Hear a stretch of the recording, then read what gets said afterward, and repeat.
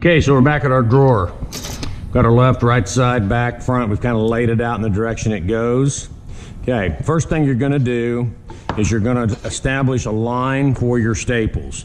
This is a line that goes right here on the top. Hope you can see this, trying to be detailed. And a line here. Do not try to guess. Next thing I'm going to do is I'm going to take a square. This line is where I'm going to shoot the staples. A lot of people try to go for it, they guess, and what happens is that the staples come all over the inside, they don't hit what they want to, and it looks horrible. It's really hard to get the staples out too. Staples that go in this drawer are pretty strong. Okay, so this here is something that doesn't take a lot of time, but boy, it sure does make it easy to put your staples in. Okay, now let's talk gluing. Okay, when you start this, you better be ready to finish it because there's really no going back once you start. Okay, first thing I'm going to do is I'm going to glue the back dado. Never ever start with the front one because the front one fits in a rabbet and it's much easier to go in. Okay, I'm also going to put glue in my back rabbet. Okay. I'm going to put glue in my side rabbets.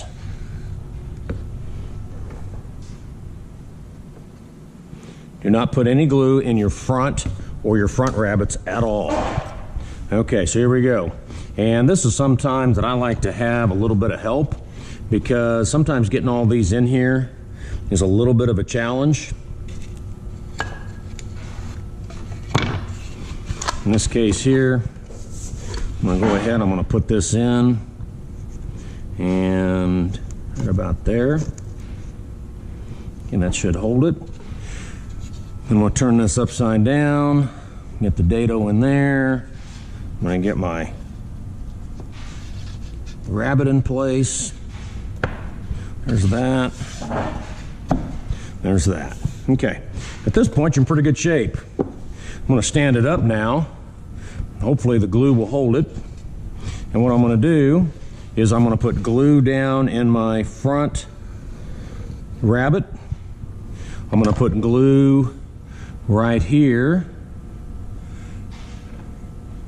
And I'm going to put glue right here. One thing that makes a drawer strong is all of the collective strength of the joints. So you've got rabbets, you've got dados, you've got plow joints. And one thing that makes this stuff so strong is that you have a lot of things working together. Okay, so there's that. Okay, at this point, I could just put a couple clamps on it and forget about it.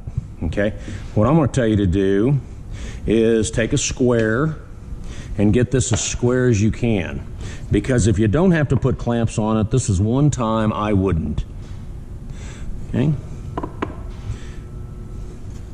Make sure you press down. That looks pretty good. Okay, staples you're going to be using. You can use either staple gun. Staples you're going to be using are little 1/2 inch staples. They're a 1/4 inch crown staple, and they are going to shoot in through the dados and the rabbets. Okay, so here we go. Once again, this is a time when it's really nice to have somebody holding or helping. Kind of line all this up. And we can continue with the staples. Here we go. Staple's going to come out right here at the end of the nozzle. This is your safety trigger. So you're going to go in and you want the staples to come out of the nozzle onto your line. You don't want to use the safety part. Okay, so there's a staple. I will tell you that I like about 1 per inch. You're not putting any staples in the plow. Okay, no staples in the plow.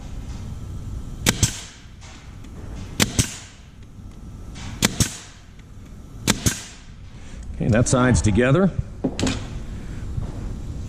Once you have committed, you cannot stop because you don't want this glue to dry. Okay? Now, some people have a hard time lining all this stuff up. You got to be right on the side. There's that one. Sometimes they get frustrated that this safety keeps them from going all the way to the edge. Once again, I'm not putting anything in the plow. Okay, disconnect my hair. Okay. At this point, let's check it for square again. Glue's still wet. I can still manipulate the staples. And right there, you can see I'm out of square. So what I'm going to do is just kind of push that a little bit. And once I get it square, that looks pretty good. That looks good. That looks good. And that looks good. One reason that I like to use Baltic birch plywood. Baltic birch plywood is really dimensionally stable. Notice I got more veneers. Right now, my staples are holding it, my glue's drying. The best thing I can do, put this in my office, put it out of the way, don't just leave it out, because if somebody would have bumped this, it's gonna dry out of square and there's not much we can do. But right now you can see we've got that thing. We've got all of my angles good. At this point, what you wanna do is just let, I still got a little bit right there. Right now what you wanna do is just let the staples do their holding, let the glue dry, and you're on your way to mounting your drawer. Mounting the drawer will be in the next video. It's not hard, but it does take some steps. Thank you for watching.